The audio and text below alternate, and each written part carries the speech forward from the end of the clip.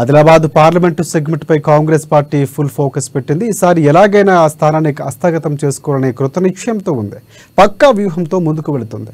మహిళను, ఒక ఆదివాసీ బిడ్డను, సాధారణ ఉపాధ్యాయులైన ఆత్రం సుగుణను తమ అభ్యర్థిగా ప్రకటించి ఎన్నికల ప్రచారంలో దూసుకువెళ్తుంది కాంగ్రెస్ పార్టీకి. ఇప్పటికే ఆదిలాబాద్ పార్లమెంటు గెలుపు బాధ్యతను భుజాన వేసుకున్న మంత్రి సీతక్క నియోజకవర్గంపై ప్రత్యేకంగా దృష్టి కేంద్రీకరించారు.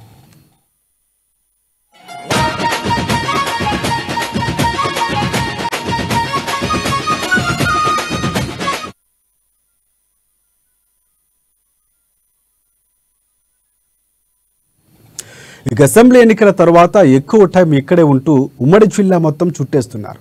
ఆదివాసీ గూడాలు, తండాలు, గిరిజన గ్రామాల్లో విస్తృతంగా పర్యటిస్తున్న ఆమె ఆయా ప్రాంతాలపై పట్టు సాధిస్తున్నారు. గత బీఆర్ఎస్ బీజేపీ హయాంలో వెనుకబడిన ప్రాంతాల్లో అభివృద్ధి చేసేందుకు కట్టుబడి ఉన్నామని చెబుతూనే ఆదివాసీ నేతలు కలిసి వారి మద్దతును కూడగట్టుకోవడంలో సఫలీకృతమవుతున్నారు సీతక్క. మరోవైపు పార్లమెంటు నియోజకవర్గ పరిధిలో ఇతర నేతలు సైతం పార్టీలో చేర్చుకునే ప్రక్రియను వేగవంతం చేశారు. నియోజకవర్గంలో బీఆర్ఎస్ బలహీనపడడంతో ఆ పార్టీకి చెందిన మాజీ ఎమ్మెల్యేలు, జడ్పీటీసీలు, ఎంపీపీలు, కౌన్సిలర్లు పెద్ద ఎత్తున కాంగ్రెస్ పార్టీలో చేరుతున్నారు. ఆదిలాబాద్ నియోజకవర్గంలో అసెంబ్లీ ఇన్ఛార్జ్ కంది శ్రీనివాసరెడ్డి నేతృత్వంలో ఈ చేరికలు పరంపర నిత్యం కొనసాగుతోంది. దీంతో బీఆర్ఎస్ ఓటు బ్యాంకు మొత్తం హస్తం వైపు మళ్లింది. ఇందులో ముఖ్యంగా ఆదివాసీ సామాజిక వర్గంతో పాటు మైనార్టీ వర్గాలు కాంగ్రెస్ వైపునే అనుకూలంగా ఉన్నట్లు ప్రచారం జరుగుతుంది.